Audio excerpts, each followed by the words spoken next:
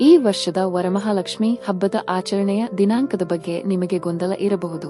ಈ ಗೊಂದಲ ಬಗೆಹರಿಯಬೇಕೆಂದರೆ ಈ ವಿಡಿಯೋ ನೋಡಿ. ನಾಳೆ ಅಂದರೆ ಆಗಸ್ಟ್ 21ರಂದೇ ವರಮಹಾಲಕ್ಷ್ಮಿ ಹಬ್ಬವನ್ನು ಆಚರಿಸಬೇಕೆಂದು ಹಲವು ಪಂಚಾಂಗಗಳು ನಿಗದಿಪಡಿಸಿವೆ. ಇದಕ್ಕೂ ಕಾರಣವಿದೆ. ಆಗಸ್ಟ್ 28ರಂದು ಶುಕ್ಲ ಪಕ್ಷವು ಬೆಳಿಗ್ಗೆ ಸುಮಾರು 9:48 ಮುಕ್ತಾಯಗೊಳ್ಳುತ್ತದೆ. ನಂತರ ಕೃಷ್ಣ ಪಕ್ಷ ಆರಂಭವಾಗುತ್ತದೆ. ಆದರೆ ವರಮಹಾಲಕ್ಷ್ಮಿಯ ಪೂಜೆಯನ್ನು ಕೃಷ್ಣ ಪಕ್ಷದಲ್ಲಿ ನೆರವೇರಿಸಲು ಸಾಧ್ಯವಿಲ್ಲ.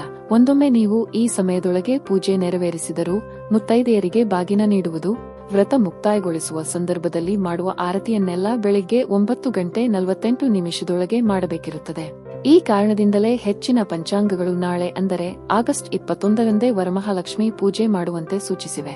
ಒಂದೊಮ್ಮೆ ನೀವು ಆಗಸ್ಟ್ 28ರಂದು ಬೆಳಿಗ್ಗೆ 9:48 ನಂತರ ಪೂಜೆ ಮಾಡಿದರೆ ನೀವು ಕೃಷ್ಣ ಪಕ್ಷದಲ್ಲಿ ವರಮಹಾಲಕ್ಷ್ಮಿ ಪೂಜೆ ಮಾಡಿದಂತಾಗುತ್ತದೆ. ಕೃಷ್ಣ ಪಕ್ಷದಲ್ಲಿ ವರಮಹಾಲಕ್ಷ್ಮಿ ಪೂಜೆ ಮಾಡುವಂತಿಲ್ಲ ಎಂದು ಶಾಸ್ತ್ರಗಳು ಹೇಳುತ್ತಿರುವುದರಿಂದ ಆಗಸ್ಟ್ 21ರಂದೇ ವರಮಹಾಲಕ್ಷ್ಮಿ ಪೂಜೆ ಮಾಡುವುದು ಸೂಕ್ತ. ನಾಳೆ ಇಡೀ ದಿನ ಶುಕ್ಲ ಪಕ್ಷ ಇರುವುದರಿಂದ ಪೂಜೆಗೆ ಯಾವುದೇ ತಿಥಿ ಗೊಂದಲ ಇರುವುದಿಲ್ಲ. ಒಂದೊಮ್ಮೆ ನೀವು ಆಗಸ್ಟ್ 28ರಂದೇ ವರಮಹಾಲಕ್ಷ್ಮಿ ಪೂಜೆ ಮಾಡಬೇಕೆಂದಿದ್ದರೆ ಬೆಳಿಗ್ಗೆ 9:48 ಲಕ್ಷ್ಮಿಯ ಕಲಶ ಸ್ಥಾಪಿಸಿ ಮುಖ್ಯ ಪೂಜಾ ವಿಧಿಗಳನ್ನು ಮುಗಿಸಿಕೊಳ್ಳುವುದು ಒಳ್ಳೆಯದು.